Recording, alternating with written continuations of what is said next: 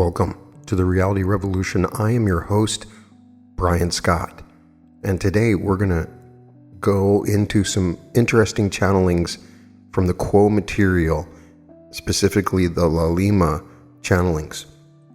In a previous episode, I introduced layman, who was one of the channeled entities, as a part of the Quo contact. There are a number of entities that LL Research has documented as being channeled in their telepathic communications with the Confederation, including Latwii, Hatan, Yam, as well as many others. The layman channeling was very interesting because they had some negotiation with the Council of Nine where they could only communicate through Carla but could answer questions through Jim, and they indicated that they helped second density beings move into third density, like your cat that can be harvested into third density. So I found that super interesting.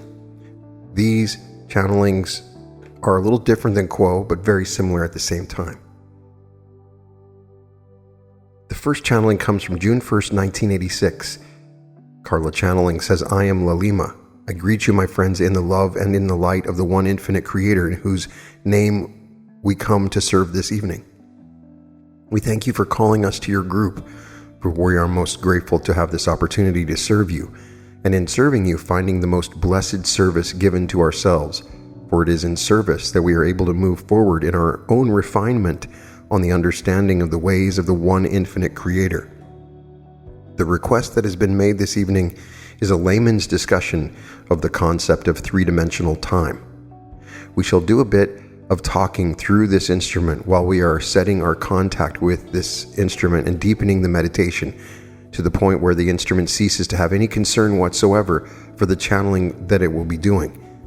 This instrument knows little or nothing of this subject, far less even than your scientists, who have, shall we say, only fragments of the conceptualization of the universe as we are aware of it. We would like to express our desire that as we speak, those concepts which do not seem helpful to you be put aside immediately, for we are your brothers and sisters, and our opinion is as fallible as our natures. We are those with somewhat more experience than those of third density, yet there is much we have to learn before we come to the position of bidding farewell to the incompleteness of our own sense of searching. And indeed, when that completeness comes, we shall be once again a portion of time-space, and therefore be interested in communicating, as we shall be being drawn back to the source of all that there is. And at that stage of evolution, we'll have a strong enough gravitational pull, metaphysically speaking, towards that great central source that we would be unable to communicate. You dwell in your meeting this evening in a domicile that is rich in time. Although it has stood still in space, it has endured through many of your seasons and is full of years. It has not gained in size, yet it has gained in time. Each of you sitting within this circle has ceased to grow in the physical sense. The space which you occupy is that which you shall occupy insofar as your bony structure and your organs are concerned. It is within this instrument's mind that poundage may be gained or lost. However, the point we are making is that you dwell within your physical bodies in space-time. You dwell also in time/space as you grow more full in years. So you grow rich in time. This fullness of time is a characteristic of those who are seeking, and the sense of it and its wonder are most beneficial for the consideration of one who seeks the truth. In a simplistic manner, we would use a description which we have found within this instrument's mind in speaking of the difference between the world of space-time and the world of time-space. You would, in your physical vehicles and in this illusion of space-time, think little of setting out for another city. When the trip had been accomplished, you would again think little of your next journey, and so you would travel geographically to and fro in space. Within this house, there is a long portion of time/space, and were the seeker sensitive enough, it could within this house become aware of this house's reality, shall we say. In another year, A sensitive enough student would not think a great deal of moving back in time and experiencing in the stream of space the movement in time. Indeed, without reverting to the heart of the meaning of time-space, the mechanics of time-space are relatively simple. You call one of your planet's journeys about the sun a year, and you number them after that which is thought to be the birth of a master teacher. Your year 1921 would be as Cincinnati to Louisville the year 600 BC, perhaps equaling Australia or Madagascar. Just as we do not notice when moving in space that time is anything but simply a flowing river, so in moving through time, space is seen as a simple flowing river. One place is easily arrived at as another, as all places are in the stream of space. This is an illusion which is useful for travel outside of the chemical vehicle, which is your physical manifestation within the illusion of space-time. Each of you also has a physical vehicle of another kind, which is inextricably intertwined with the space-time physical vehicle, which can and does move in time-space. Thus, it is quite possible for each of you to visit your past or your future, for this is the illusion represented by the mechanical time-space.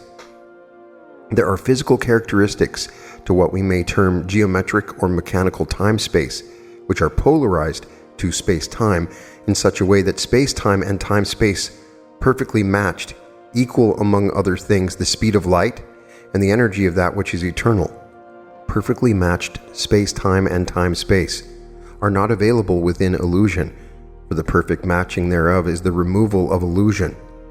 It is the mismatching of space-time which gives to your space-time physical bodies the experience of moving through an incarnation. You will notice that in space-time, it is time upon which one focuses, although it is space within which one moves. In mismatching of time and space so that time is predominant, it is space which is noticeable and important, and time which is moved about in carelessly and taken for granted. Thus, the physical space-time trip to Cincinnati would be as miraculous to a time-space entity as time travel is to you who have asked this question. It is the simplicity of the concept that tends to confuse the mind rather than its complexity. We would now move to the heart of the nature of three-dimensional time, bearing in mind, of course, as this group has asked us to do, that your concept of time involves a request to us, who are known to be somewhat wordy, to limit our answers in time so that listeners may eventually move about in space, once again being free from our lecturing. We will therefore attempt to be reasonably brief. Often and often members of the Confederation of Planets in the service of the infinite Creator have encouraged each who seek the one original thought to move inward into silence and the listening. We ask this because it is, as far as we know, the single most efficient controllable method of achieving conscious experience of time-space. For within time-space dwells much of that which you call the mind. Much of what you experience goes unnoticed by the conscious mind which is dwelling in space-time, and which is a tool designed for use in space-time. All of your instrumentation of a scientific nature at this time, if you will pardon the misnomer, is given to the measurement of space-time phenomena. Time-space, when viewed from the standpoint of space-time, is completely subjective. Nothing which you experience in time-space can be definitively proven or reliably repeated, for the instrumentation for measurement of time-space phenomena is not in your present available. Time-space is unknown territory. The word which perhaps more closely than any other in your language represents it is the noumenal. Another word would be the mysterious. To the space-time consciousness, time-space is shifting, elusive, and unpredictable. And yet the majority of your true mind dwells in time rather than in space, and is used for more efficiently processing that catalyst which is gathered during your incarnational experience in space-time.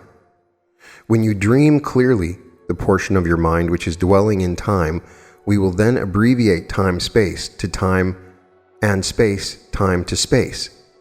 Speaks to you of that which you have not yet become aware in space. Teachers, which are called by some angels and others inner plane masters, speak within time, and most often within sleep and often without memory.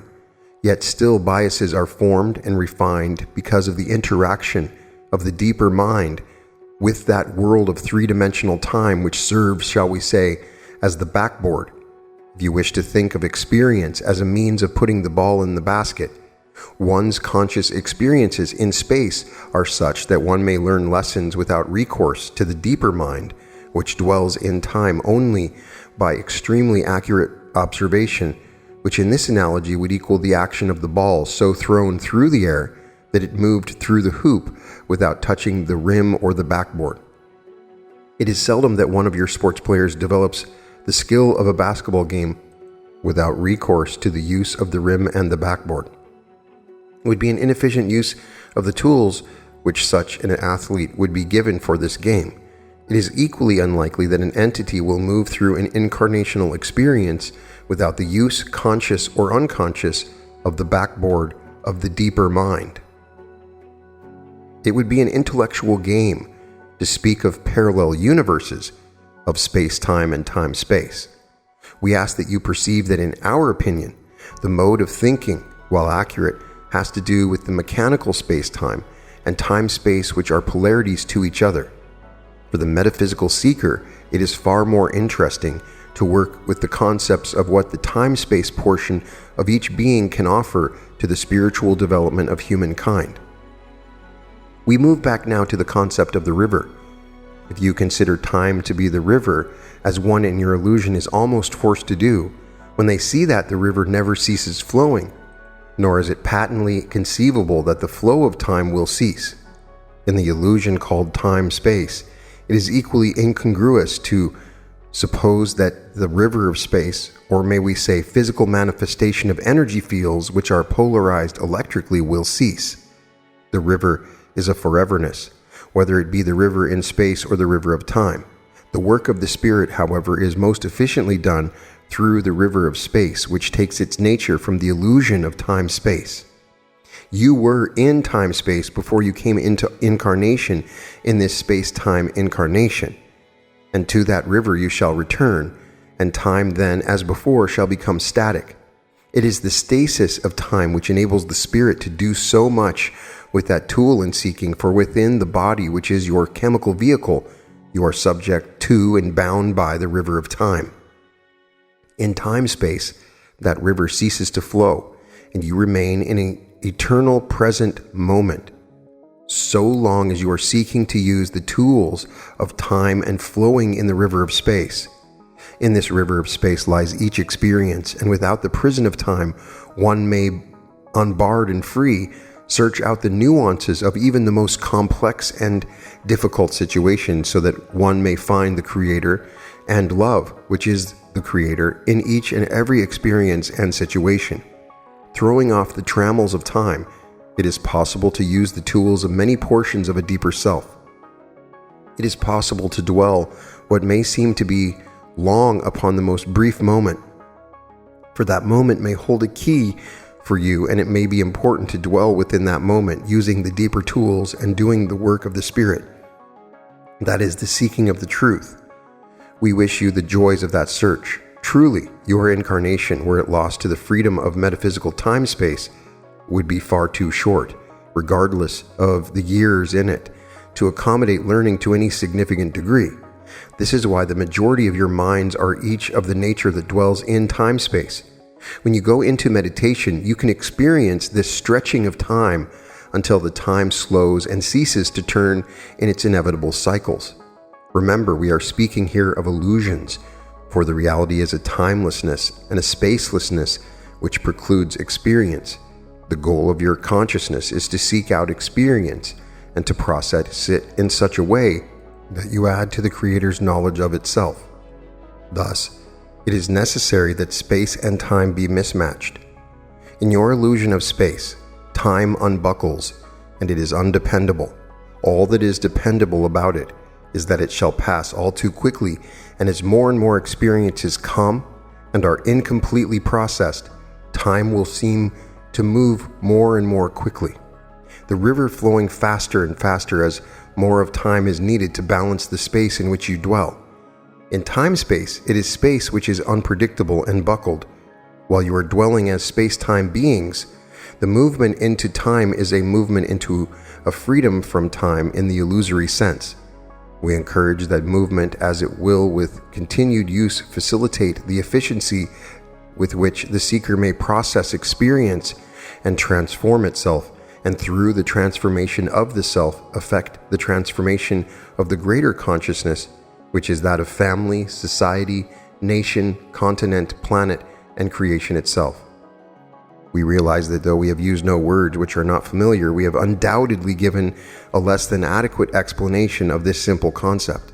And for the deficiencies of language itself and of illusions in general, we apologize. We feel that we can do no more than encourage and inspire the kind of indwelling thought process within each seeker, which will lead each to a subjective grasp of this concept. It is to be noted in this regard that the lack of time-space instrumentation is the cause of the inability of your intellectual minds, and more especially the minds of the scientific community, to encompass events which may be called paranormal. The events occurred due to the spontaneous or conscious use of the combination of time-space energy. In a space-time environment, the so-called subatomic particles, which are so often discovered, disputed, and researched by your scientists, are the results of scientists pouring so deeply into the nature of energy patterns that they become able to perceive time-space energy patterns in physical manifestation in space. These, at least, being energy patterns, are reproducible but inexplicable, and the discovery of them shall continue to be both inarguable and mysterious as long as discipline of the deeper consciousness is neglected by those among your peoples who wish to call themselves men of science. This instrument is telling us that we have spoken overlong. We are sorry and we beg your pardon. We are moved by the honesty and depth of seeking within the group to which we spoke, and would willingly speak further, yet for a general expression, this is undoubtedly more than adequate. Therefore, we would at this time transfer the contact to the one known as Jim, so that we may field whatever questions you may wish to ask at this particular time. We are those of Lalima, and in gratitude we leave this instrument.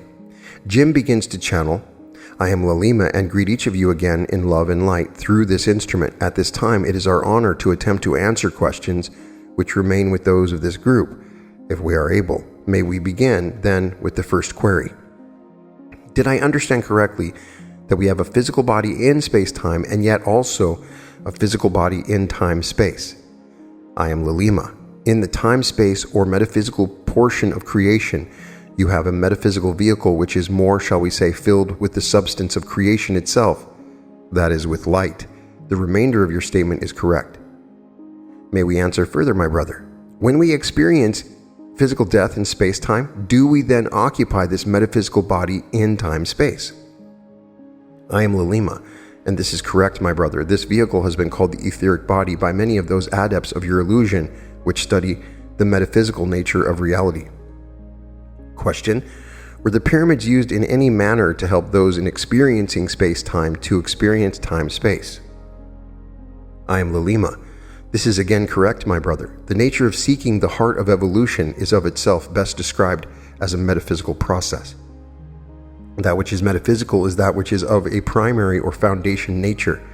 That which is physical springs from this foundation and is a manifestation of it, and through the physical illusion of incarnation upon incarnation, an entity distills certain attitudes and lessons that bias it toward further seeking of what you would call truth and the nature and purpose of life.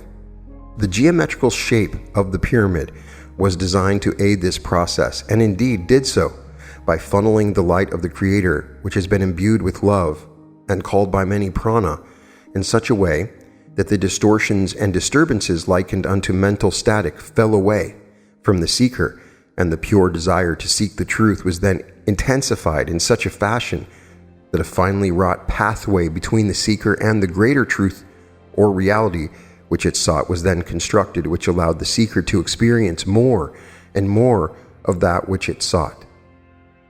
Question: I have many questions. I really don't know where to begin. I primarily want to know what my next step might be. I don't know if that's too personal for right now, is it? I'm Lalima. My brother, we seek to be of service in whatever way is possible for us without infringing upon any entity's own free will choices. We view this query as one which offers the possibility of such infringement, for we do not feel it proper to look upon an entity's life pattern and to describe to it that which is most likely to become its next experience from among the many potentials that await each.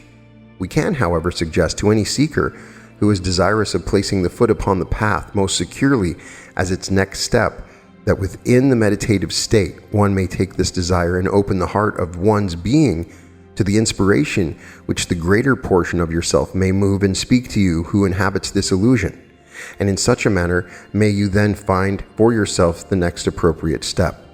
We would hasten to add, however, that to focus overly much upon what is next upon one's spiritual agenda, shall we say, is in some degree to deny the appropriateness and efficiency of the present moment experience, which is in itself whole, complete, and most appropriately suited for your journey at this time.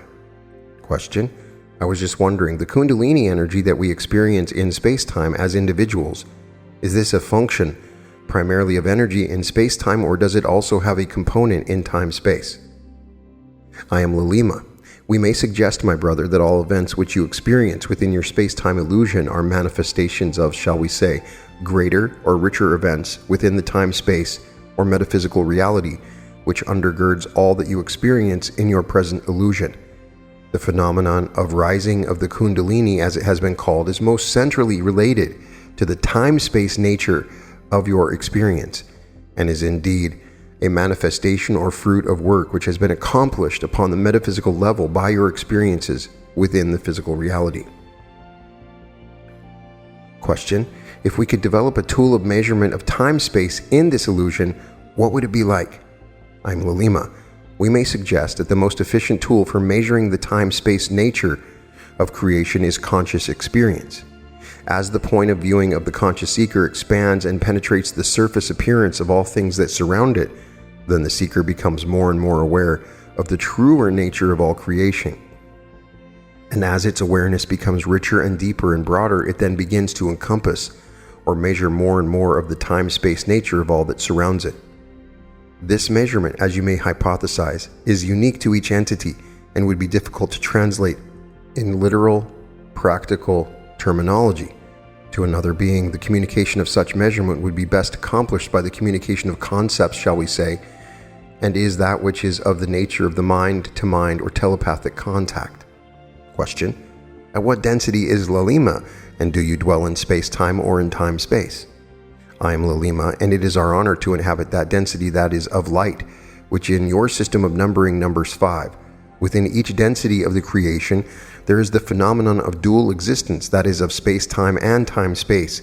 For each density within the creation recapitulates the dual nature of all creation, that is the manifest and the abstract, the male and the female, the light and the dark, in general terms. These principles then are reflected within each density of creation.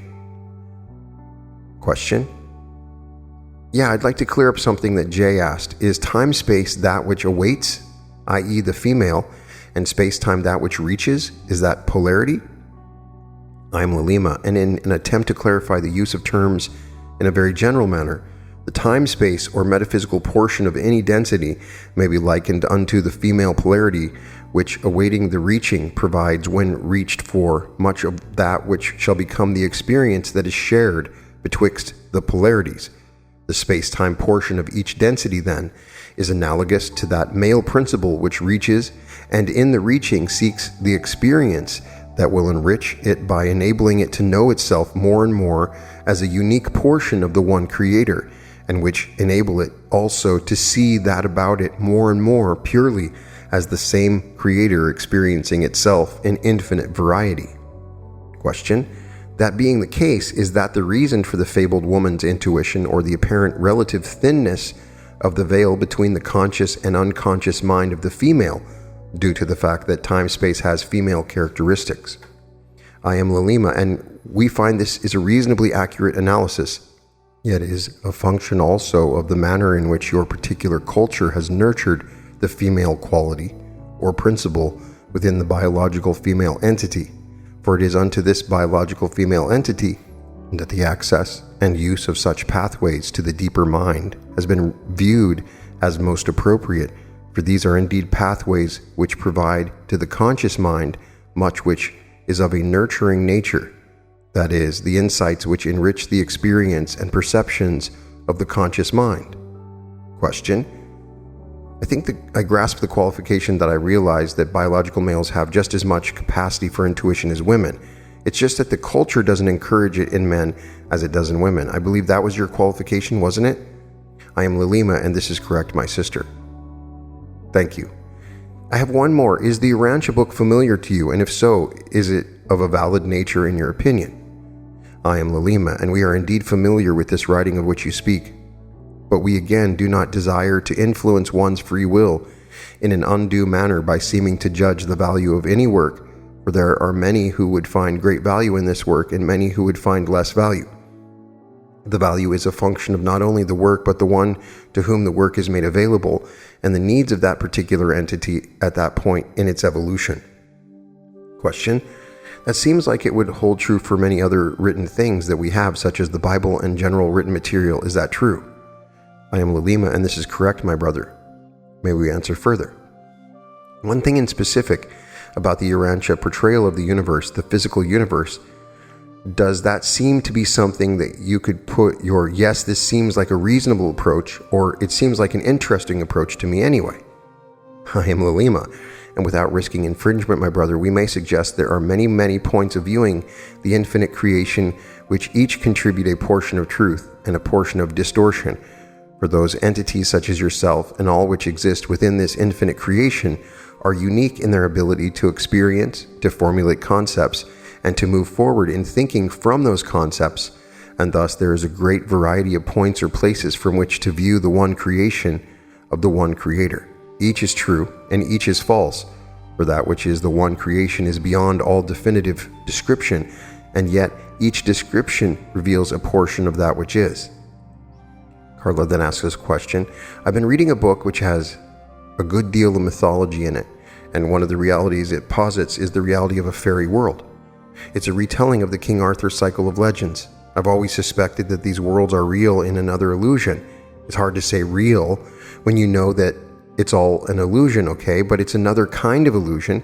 Is that illusion co-equal with ours, just as male and female are co-equal energies, and space-time and time-space are co-equal and complementary to each other? Is there a symbiosis, is what I'm asking, a way in which that world helps us and we help that world, or are they simply two parallel illusions which happen to occupy the same space? I am Lalima, and we might suggest the term available to replace the term co-equal, for as the story of which you speak has been recorded by its author and shared with those such as yourself, the possibility of its influence upon your perceptions becomes available. That is within your own experience, perhaps that of the sleep and dreams. Then it is possible for you to enter this particular illusion and to partake within it in a manner that enriches your total beingness. For indeed, this is much of what the nature of what the sleep and dream cycle provides in the healing and enriching of an entity's life pattern. Question: Well, let me just try to put it together real quick here. So, just as you said, we use time-space in processing space-time experience. So would time-space, wherein the fairy philosophy is that Earth is alive and to be worshipped in its entirety? It's as easy in a fairy world to rape the Earth by plowing it as it is to rape a woman who is a virgin. And this kind of reality then is basically a time-space conceptualization which would enrich our space-time understanding of the Earth as a living being. Is that what is connoted by your previous answer? I am Lalima, and we find that you have indeed grasped the heart of our previous response and have enhanced it by your own description. Carla then asks, do you have any suggestion as to how we can dwell more honorably with this Earth of ours which is alive? I am Lalima, and we might suggest, my sister, that each thought and action an entity entertains is an expression of love in some manner, whether it be love of others or love of self. To attempt in each thought and action to give freely that known as love is to place the life pattern upon what you have called an honorable stance. For to honor another portion of creation or entity is to give that which each of by the nature of its being requires to continue in its being. And that force which enables and ennobles all beingness is that which is called love. Thus, is all of creation moved by its power, and to consciously seek to give this love to that which surrounds one incarnation. The tape recording the channeling ends here, so we don't get the full answer to that question, but that was a portion of the answer to that question. I wanted to read this in particular. I found it to be quite different from the coil material, and it's really one of the most confusing and interesting subjects in the Law of One material. I've tried to address this in a previous episode, and in reading the Law of One material, I was incredibly confused with the difference between space-time and time-space. As I understand it, time-space is the component of consciousness that we can exist in during meditation and all the time, especially during death, where we can go over our lessons or whatever it is, and time does not change. We also get the implication here that third dimensional time, as understood by a higher dimensional being, they can go back in time, they can explore all the dimensions of time in the future and past, and you get this metaphor of time being a river that is flowing, and you move up and down the river at certain speeds, but it is one flowing river of time. And it appears there is a time-space component to very powerful consciousness raising situations, such as meditation or being in a pyramid or that type of thing. And I get a feeling like the time-space is one of the more important aspects of the higher densities, and it becomes a more important understanding of consciousness. Imagine you could stop at this moment and literally spend a year going back through time and then come back to your body, and only a second's gone by. That's what we're talking about. This amazing ability to explore the realm of space and time outside of your body, and you can spend a lot of time doing it. They imply here we would never be able to get through what we consider our third density experience if we didn't have this time-space component that we delve into between life cycles, because we go and learn lessons about our own incarnation. We go back and look at our lives with other higher entity beings. So it's sort of this place, more than what they describe as physics. Time-space is a place where time is frozen. It stands still.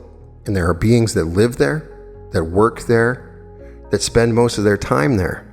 And think about it. In fourth density, if you suddenly have access to a dimension that you can go to at any time and spend as much time as you want, you could spend hundreds of years going back through time and coming back to your body in that second. It then changes your level of consciousness. Hey, I'm just going to go explore time-space for a little bit. So time-space is an element of this awakening that we're going through, an understanding of time-space. To be honest, I still don't understand it. I would love to get a better explanation from people that are listening to or watching this episode. When Ra talks about time, space, and space-time, which is the way they're talking about it here, what are the differences for you? We deal with the catalyst of time. We have to deal with it in getting bored because we don't feel like we're spending our time properly, or we spend too much time at something, or things go by really quickly. It's always a catalyst. We're always struggling with time. We have to get there on time, or we have to wait for a long time for something to happen, right? These are all catalysts that we're working on in this third density. Imagine a being that lives in space-time. Space becomes the catalyst, not time. So while you're in that time, the way that space changes in that nature of time-space, that becomes the catalyst. It's kind of an interesting thought. I believe that it's a real thing that we have to face in fourth density. There are many different roles in the play of fourth density that we still go through, many more learnings. It's much more complex. Many times we hear descriptions of fourth density New Earth as this wonderful, happy, joyous place, and I believe it is, but there's also incredibly complex. You have access to the full social memory complex and all the information that is included, and you also have access to time-space in a different way than you had access to time-space while you're here, because the veil is lifted. You can go back through time within the social memory complex, and you can see whatever happened. There's been a controversy of any murder, for instance. We can now go back through time-space and see exactly who did the murder. We can go back and see who killed Kennedy. We can go back and look at events in time and see what really happened, and we will be able to do that. So you got a date. Want to go find out about them? Go back and look through their whole life before you meet them. Maybe it'll be a little bit different sort of relationship when you meet somebody, and you can go and explore their time space at any time. So I would like to get your interpretation of time space as it's described by Lalima. And I really like Lalima, just a different syntax, way of describing things, different energy there. You can find all episodes of The Reality Revolution at therealityrevolution.com. And welcome to The Reality Revolution.